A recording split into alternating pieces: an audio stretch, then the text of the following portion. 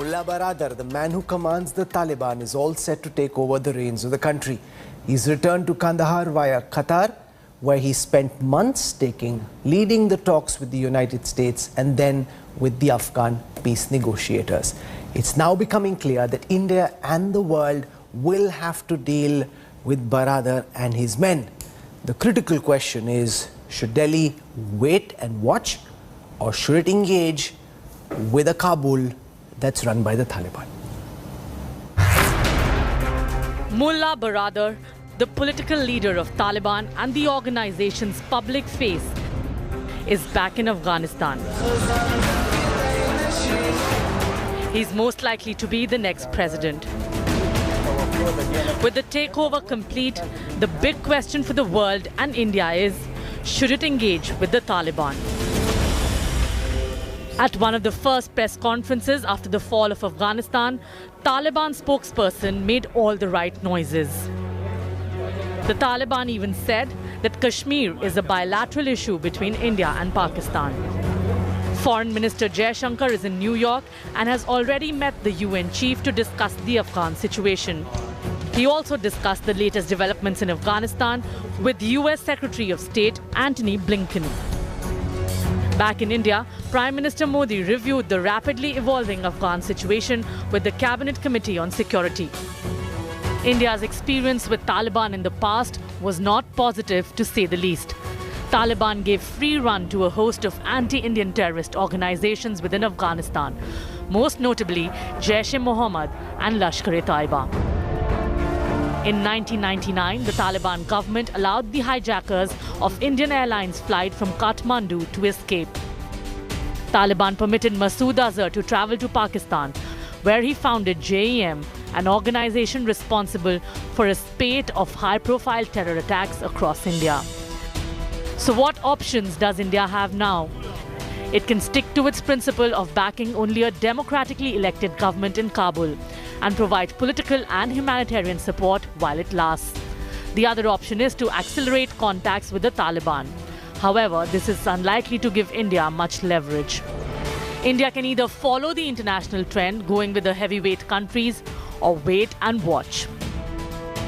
India, a major developing partner of Afghanistan for the past 2 decades, today stands in the margins, waiting to see what will become of the future of this long-standing friendship. Bureau Report, India Today. What should the government of Narendra Modi do? Should Delhi engage diplomatically with a Kabul run by the Taliban? Or should we stay away? Or should we instead actually prop up and back Amrullah Saleh and the resistance that's being mounted from the Panjshir Valley? Joining us to discuss this very important question, I want to introduce first our editorial director for publishing, Raj Chingappa. He's travelled across Afghanistan, covered the wars, understands the situation as it evolves in the country. With us also on this broadcast is Professor Amitabh Mattu. He's one of our foremost experts on international relations, teaches at the University of Melbourne and at Jawaharlal Nehru University. We have Farzana Kochai, Member of Parliament, elected as member of the Volasi Jirga, representing the Kochi or the Nomads. She has very strong views on what's happening in her country, and we'll talk about what she expects from India and the rest of the world. For a military perspective, I'm joined on this broadcast by Lieutenant General Syed Atta Hasnain, former General Officer commanding 15 Corps. We have with us, for a diplomatic perspective, Vishnu Prakash. He's been the spokesperson of the Foreign Office, 35 years of diplomatic experience, distinguished IFS officer. And last but not least, for a perspective from the ruling BJP, its spokesperson, Member of Parliament in the Lok Sabha, Parajita Sarangi. I want to start by asking Raj on his take on whether India should engage with the Taliban. Should we stay away from engaging with the Taliban, or should we actually be propping up the resistance? Well, for the first question, of course we should. It's the timing that matters. Currently, there's a lot of chaos happening, and we need to wait and watch and see what emerges as the leadership, and then go ahead and see how we should engage. And why do I say this? We have been dealt with somewhat of a bad hand. Okay, the jihadis are back. The Pakistan regime is clearly in control of these, in some senses, of the new regime that is coming up in Kabul. Americans have retreated, and the kind of reliance that we had of them will obviously, cause us concern in terms of their diminishing sort of role that they are playing out there. And some of our friends like Russia and others have sided with the current regime. So on the plus side, if you look at it, and that's why I say we should engage, and the timing is very important, is that we have always been engaged in development over there. We have really never propped up, barring giving some arms and others, as seen as taking on the Taliban militarily over there. We've rather focused, if you see our $3 billion investment has been in building dams, roads, education, providing a lot of students. So we have a lot of goodwill in Afghanistan, which the Taliban, I'm sure, will also understand. They said that at that press conference, which was done by the Taliban when questioned, they said, we'd like India to continue the development work that's being carried on. And therefore, Professor Amitabh Mattu, it's being argued by Raj Chingappa that the smartest, the wisest thing for India to do is to engage with the Taliban. We've been dealt with a bad hand, but there literally is no option. Amitabh Mattu. I wish I could agree with my friend Raj Chingappa, whose judgment I usually hold in high esteem. Look, the fact of the matter remains that the Taliban need to reassure us. Sorry? Go on, I hear you. Yeah, Taliban needs to reassure us. The Taliban Can you just needs turn to your reassure camera on? us. I think you've turned your camera off, Professor Mattu. Just turn the camera back on. We hear you well. Please go ahead and speak. Me? Yeah, we hear you well. Go on. Can you see me now? Yes, we do. Yeah. Go on. Is this fine? Yeah, it's perfectly fine. Go on. Yeah. Sorry. I was going to say that the Taliban need to reassure us much more than we need to legitimize them. We can't be part of a B league of supporting the Taliban. I wish I could agree with Raj when he says engage with the Taliban. We need to engage with people who have been our friends and partners. They feel completely isolated from the Taliban.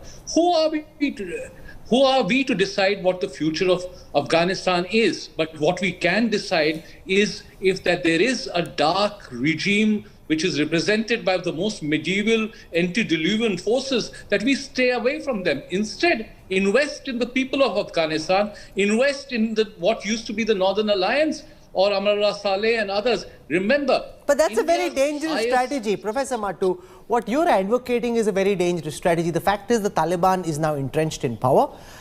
Yes, there is a resistance that is building, but who knows what the future of the resistance is. If the Taliban feel that India is actually siding with resistance forces, then all these infrastructure projects that we've built at great expense and a lot of effort, they may start blowing up, whether it's the parliament or whether it's the dams or the roads. Let me answer that question. Yes. You know, Prime Minister Modi has a chance to either be a Chamberlain today or to Churchill today. Either to say that the Nazis are in power in Germany, so let's do business, they're expanding, they'll take over Europe, so let's appease Hitler. Or he has a choice to be Churchillian and say that we will not compromise with a regime which stands almost in complete opposition to what India and Indians stand with, and incidentally the silent majority of the Afghan people stand for. Look at their record. Just one press conference has suddenly converted everyone to believing that the Taliban, because they put up this charm offensive, are suddenly going to be different from the Taliban of the past. I must say that this is a very sad day where India does not recognize, it's not about principles and interests, but that if you do not let your values actually influence your interests, you're going to lose out on both your interest in Afghanistan as well as be diminished amongst your own people and the world of public opinion largely. I wish I could buy this argument. There is no logic to suddenly embrace the Taliban. They have been in opposition to what you've stood for. They have acted against your interests. They have attacked your embassy along with the Haqqani network. Good diplomats, army officers have died. And to go and do a U-turn just to ensure that they stay in good humor is completely counterproductive. You've taken a very strong position, and I want to put that question to Professor Sumit Ganguly at the Indiana University. He's a columnist for foreign policy. Raj Chingappa saying you have no option but to engage. You're hearing from Amitabh Mattu, who says it goes against everything India stands for. These are barbarians, these are terrorists. There is no way India should be doing business with the Taliban. Where do you stand, Professor Ganguly? I take a position somewhere in between the two. I do believe that this is indeed a brutal, barbaric, and ruthless regime. That said, India has dealt with ruthless regimes in the past. One does not get to choose the regimes one deals with. So I would adopt a position somewhere in between the two extremes of either complete engagement with the Taliban or completely shunning them. Instead, I would adopt a position of wait and see how matters evolve, while making clear to the Taliban that several issues, particularly three matters, will be held in abeyance. Number one, there will be no recognition of the Taliban regime until we get a better sense of how they are going to behave. Second, all aid to Afghanistan is indefinitely suspended, that one should not provide continued assistance which the Taliban desperately needs. And third, India should coordinate its policies with other major powers, especially the United States and critical countries in Western Europe. That should be India's stance, in my view. Vishnu Prakash, you're hearing different points of view being articulated by our panelists. Where do you think the Ministry of External Affairs and Dr. Jaishankar should stand? So far, after staying away from the Taliban for the longest time, we later try to open some kind of dialogue by reaching out to the Taliban. Is that something we should build on? Should we stay away, or should we be actually backing the resistance? Thank you, Rahul, and good to be on the show with you. I'm a little surprised about some of the adjectives that are being used at embrace, recognize. We are neither embracing them nor recognizing them nor supporting them. Talking to somebody does not mean that you are endorsing what they are saying. You talk to adversaries all the time. Now, we had taken a principled position. Depending on the situation at a certain point in time, nothing is static. Positions evolve, situations evolve, so do positions. And as has been reported in the papers, in the last few months, we had some kind of a back channel communications with the Taliban, seeing how Taliban was gaining momentum. Now, Taliban, chances are, and nobody is naive, I think we should give I'm no longer in the Ministry of External Affairs, but we should give a little more credit to the Ministry of External Affairs. I don't think anybody is naive. We are watching the situation closely. Now that we knew that Taliban is gaining momentum, and it is likely that they are going to be in power, and the chances are that they will continue to behave what they behaved earlier. It is a medieval organization. It is a regressive organization.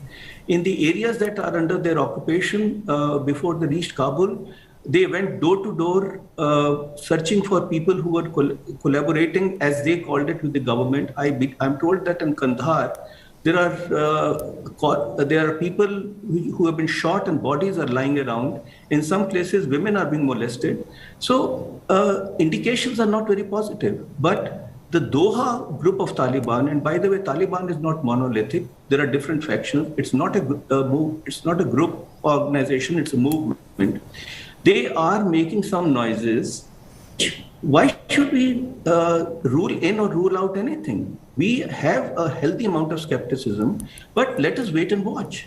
And if they are going to walk the talk, even if they provide a half-decent administration, we can always say, look, we will engage. We are not endorsing you, but in the interest of Indian interests and the interest of the people of Afghanistan, we are talking to you. So you're taking the position that neither embrace nor fight or contest, wait and watch for the timing. From a military perspective, General Hasnain, what would you advocate? In the past, India has backed the Northern Alliance with arms, with money, trying to back them against the Taliban administration. Is that something that we should attempt still?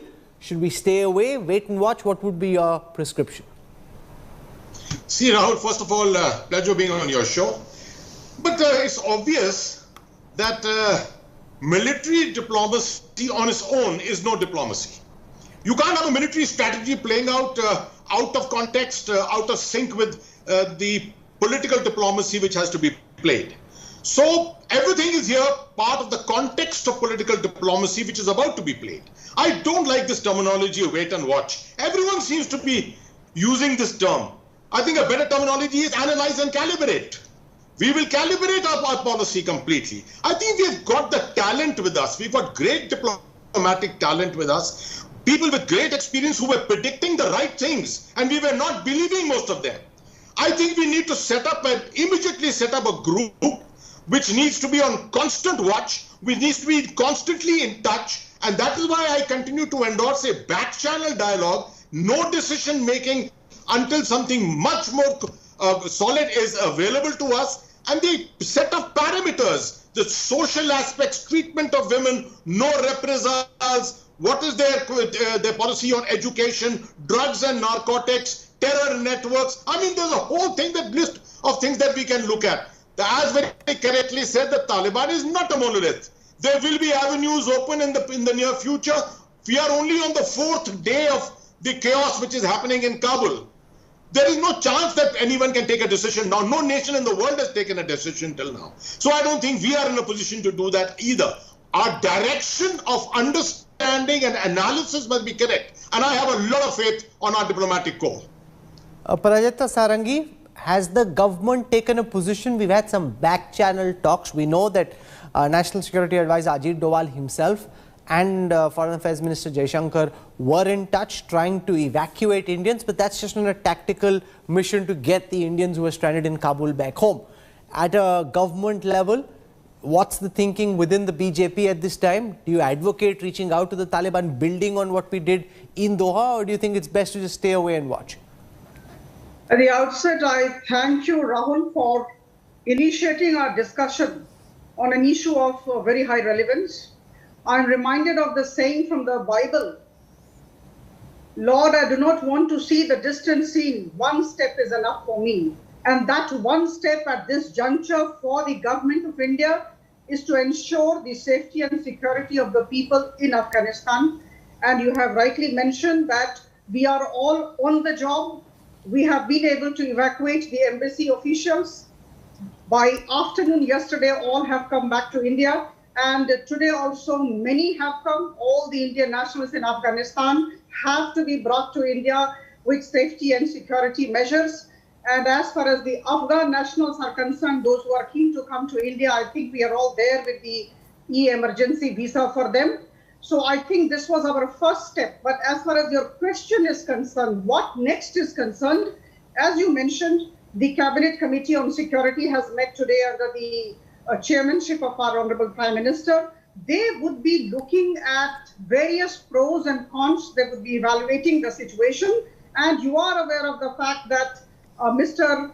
Jaishankar, the foreign minister, has also been in touch with Antony Blinken, the US Secretary of State. He has also evaluated the position. So I think such decisions are taken with a lot of maturity, and a holistic view has to be taken. But as far as the ethics, the principles of the government of India is concerned, I can say with all conviction at my command that we refuse to recognize a government by force. We always have been wanting a peaceful Afghanistan. We support a democratically elected government. And that is why all kinds of infrastructural programs, infrastructural development programs have been initiated. Salma Dam, all of us are aware of. And I'm quite amazed at these statements that Taliban has issued already for India. I'm sure all of you are aware of those. Taliban has appreciated India's contribution to infrastructural development of Afghanistan. I think they refer to Salma Dam. And the terrorist organization has asked India to steer clear from interference.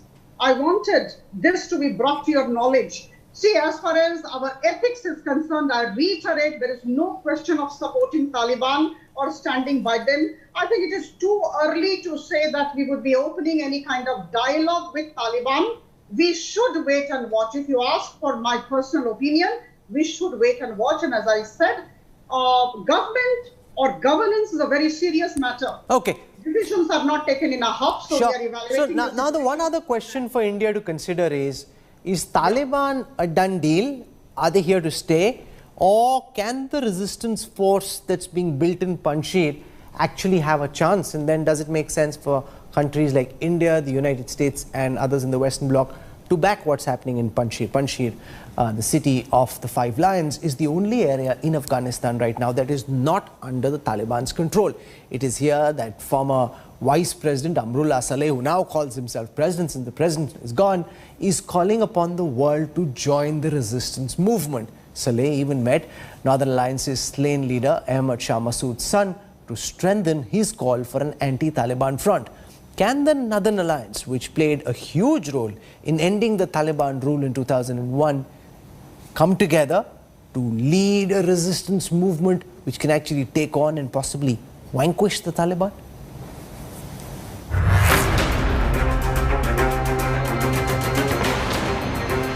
Panjshir, the land of five lions, is the last free city of Afghanistan.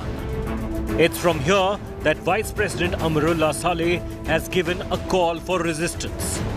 Saleh has declared himself the caretaker president of Afghanistan. A little over 100 kilometers away from Kabul, where the Taliban have established total control, Saleh and his followers are launching a fight back. Saleh has met Ahmad Massoud, the son of Ahmad Shah Massoud, for support. Ahmad Shah Massoud, popularly known as the Lion of Panjshir, had valiantly fought back the Soviets and later the Taliban. Massoud was killed in bombing by Al-Qaeda and Taliban right before 9/11 attack. Sources say the Afghan soldiers are rallying behind Saleh and Massoud's son. They're going to fight for democracies we speak today. They're going to fight for the rights of the people. They're going to fight for the rights of the women. And they're going to fight for many other values that we cherish and we love and we achieved in the past 2-3 decades. Interestingly, Panjshir has always remained free. The picturesque valley with 7 districts and 512 villages stood as a citadel even during the Soviet invasions in the 1970s and 1980s. The Northern Alliance, which played a crucial role in ending Taliban rule in 2001, was also formed in Panjshir. Will Panjshir be able to stop Taliban 2.0, which is more powerful, equipped with fighter planes, Humvees, sophisticated weapons and advanced drones? The last bastion of an anti-Taliban front is certainly up against a more potent Taliban this time around. With camera person Satya Rautre, Abhishek Bhalla in New Delhi for India Today. Earlier, the Northern Alliance had open military support from countries like the United States, partly from India as well. General Hasnain, looked at from a military perspective, Amrullah Saleh is a former spy, a military man, a strategist, but he's also up against a formidable foe, and now a foe that's been armed with the US weapons which have been left behind, which are actually for the Afghan National Army, which the Afghan National Army handed over to the Taliban as it was. So it's a military force, it's a rugged force, and they now have advanced weapons. In the Panjshir Valley, there are far fewer people. There are some from the Afghan National Army who ran away and are now in Panjshir, possibly with their weapons, but not the kind of weapons that the Taliban has. Would you give them a chance? See, Rahul, with the recent failure of our assessments of what happened as far as the military environment of Afghanistan is concerned, I tend to be very, very conservative in my estimates. You see, we tend to apply much of our strategy and tactics to situations such as this. This is what the Americans did and they went completely wrong. We can expect a resistance, definitely. We've got a history of resistance in the Panjshir Valley. The question is the ANA, the rump elements of the ANA, are they capable of it? And especially now, with the full force behind them, with the American backing, intelligence backing, air backing, they could do nothing. They just fell apart. Now this rump organization, strong enough, motivated enough, does it have the leadership? The one thing in which the Americans did not invest sufficiently when setting up the ANA was leadership. And that's one thing I'm not sure how strong it is today in the Panjshir Valley with Amrullah Saleh. So I will, as I said, I don't like the term, but I will wait and watch, because I do not give any credibility to a nascent force within 4 days of what kind of a capability it will have to fight an organization such as the Taliban, which has bulldozed a 350,000 strong army. So that's my way of thinking.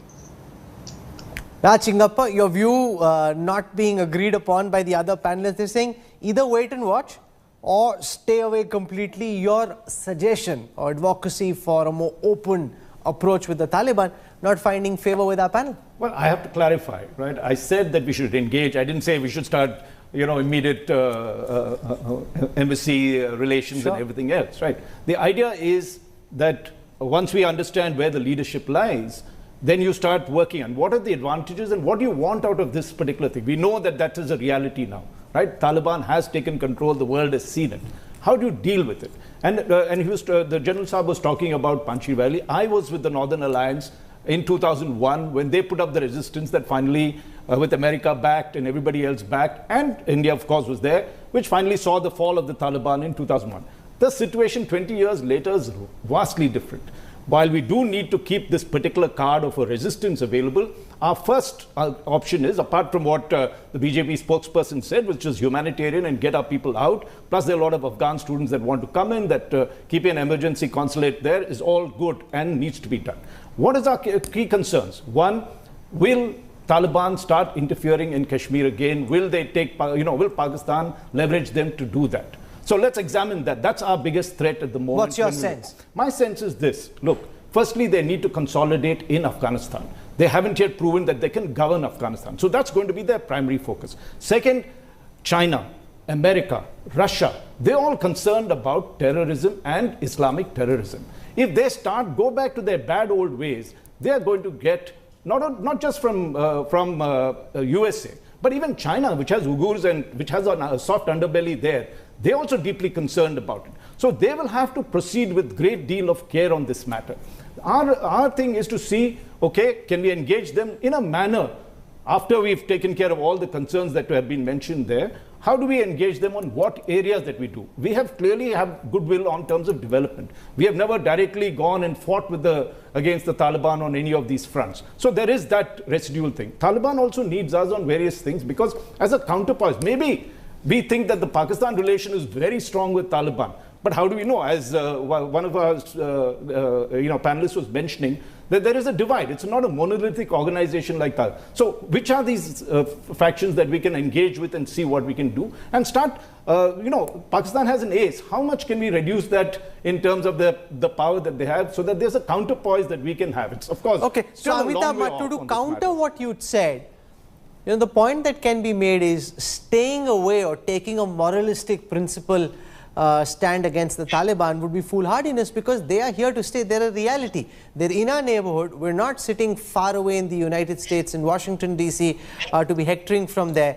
They're a reality. We don't need to embrace them or hug them, but we definitely cannot wish them away, and therefore there is no option but to engage with them. Let me add two caveats. First of all, Raj and others are really attributing a certain paradigm of rationality to the Taliban, which, if you have understood what the Taliban has stood for, they're a deeply ideological force which are not governed by the cost-benefit analysis of the military or diplomacy. They have their own rules. If you speak to the Taliban, they say, we live in mud huts, we eat from the mud and we'll go back into the mud. We don't really care about your rational calculations about economic prosperity and growth and costs. Secondly, what I'm suggesting is that if you say the Taliban have arrived and so it can become a self-fulfilling prophecy that you now need to engage, legitimize and recognize them. On the other hand, remember that India was at its highest point of influence in Afghanistan at the Bonn conference, which followed the American attack in 2002. At the Bonn conference, you had the cards of the Northern Alliance. Now, the Northern Alliance is an incipient alliance, nowhere close to what the Northern Alliance was earlier. But if the Northern Alliance can be developed in partnership, if Amarullah Saleh, Commander Masood's son, and all the other factions can be built up into a motivational force. After all, to assume that the Taliban... No, but one second, can I counter by saying if you do that, then the Taliban are convinced that India is its enemies. all these Taliban fighters who are currently at various theme parks in Kabul eating ice cream or going to parlors or at the gym, many of them could start making their way to Jammu and Kashmir. So you think that you should put, you think they won't?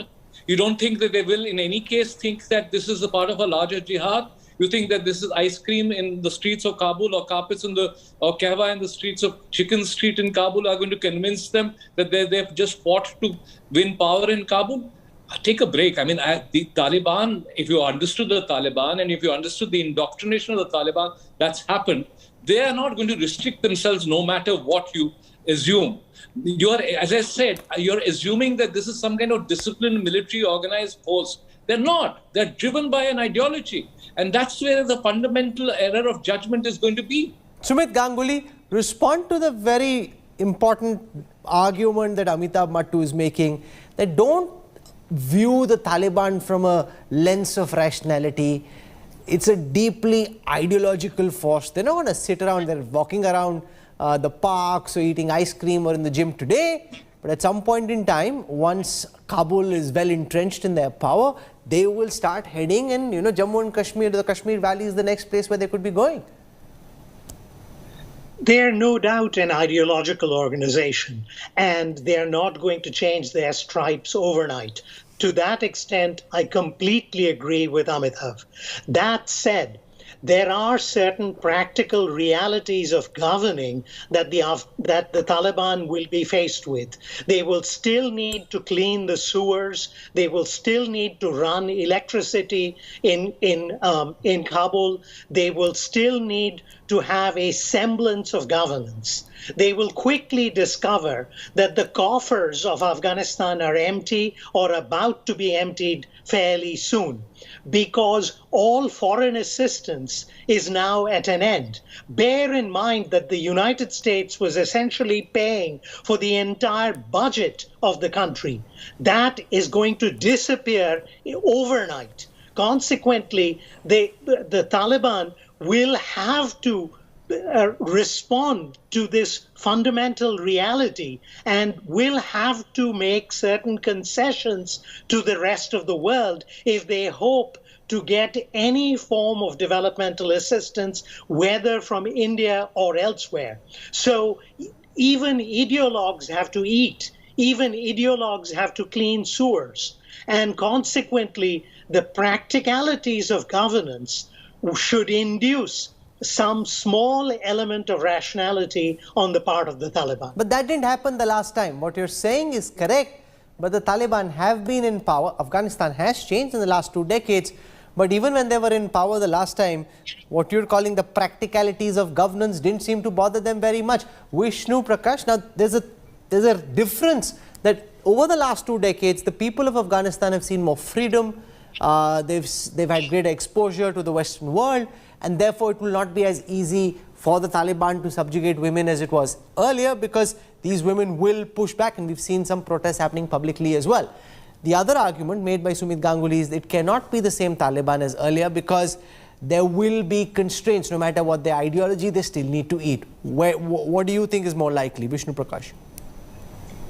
I think we are jumping the gun. Nobody's assuming anything, but nor are we prejudging anything.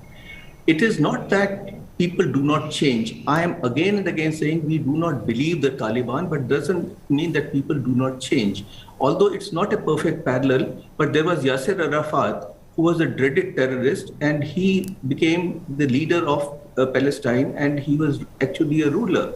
In India, we have had terrorist movements which have been co-opted, and they have been, some of them have become chief ministers. Nothing is static. Taliban has been in wilderness for 20 years. Have they learned their lessons? Mullah Baradar, we are talking of, Mullah Baradar was in the prison of Pakistan, which is no bed of roses, for 8 years. So, I do not think that Taliban, in whatever form, will be a puppet of Pakistan. 2, I do not think that anything is static. 3, we have to be realistic.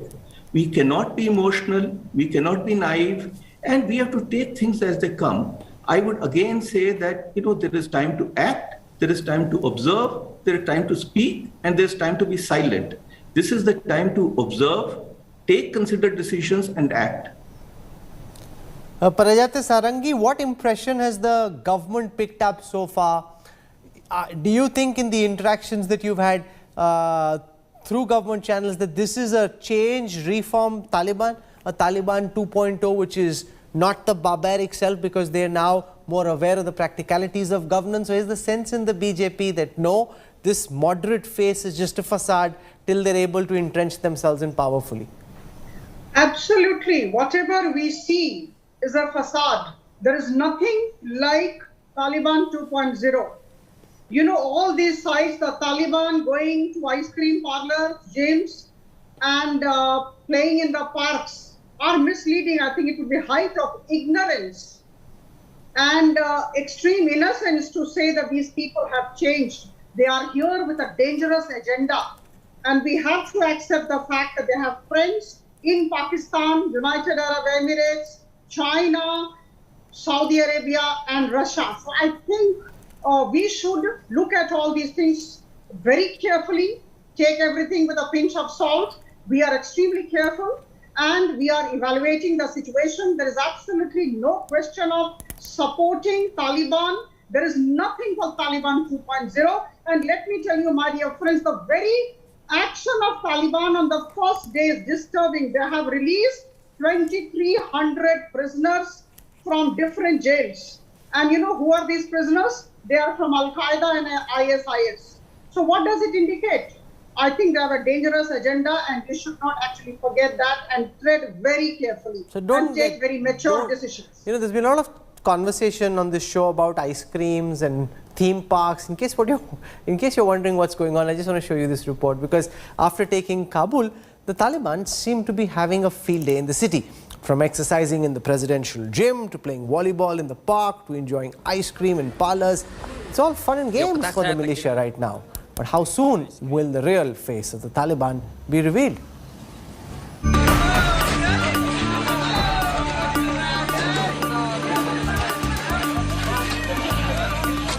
The battle-hardened jihadis, fresh from a stunning victory, out to savor the moment in Kabul. Enjoying ice cream with Kalashnikovs slung from their arms. Riding bumper cars at amusement parks.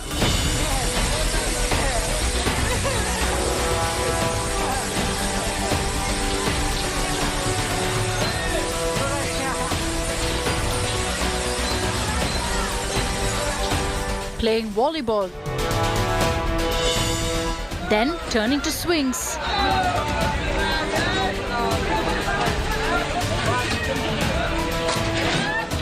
Even shaking a leg to Western music.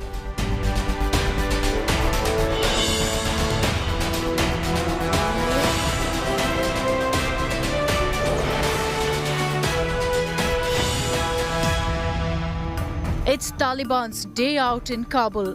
Unmindful of the global outrage and shock, the Taliban are living it up big time, reveling in the newfound stature. The security of government administrations is our priority right now, so those places are secured. We assure everyone that very soon all the governmental office will start their work. The locals are often seen joining in, taking selfies with the Mujahideen. Some say with Taliban in power, they're at least assured of an end to the constant fighting. The one thing I can say is that there is security in the city.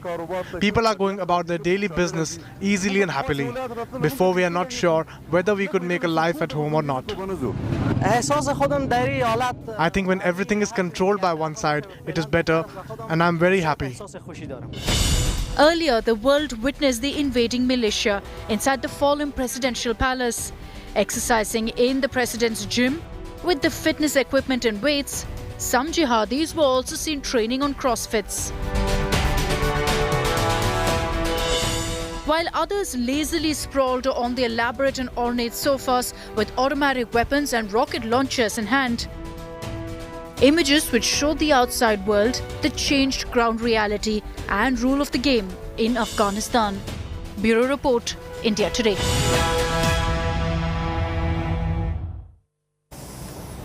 Well, it looks eerie. You see these visuals, you wonder whether you should laugh or cry in the gym, eating ice cream. They've been in the rural wilderness in hiding for several years. This is their big day. But the reality is it's a brutal, barbaric force. And never forget that for a moment. Things could change, and they could change faster than you think.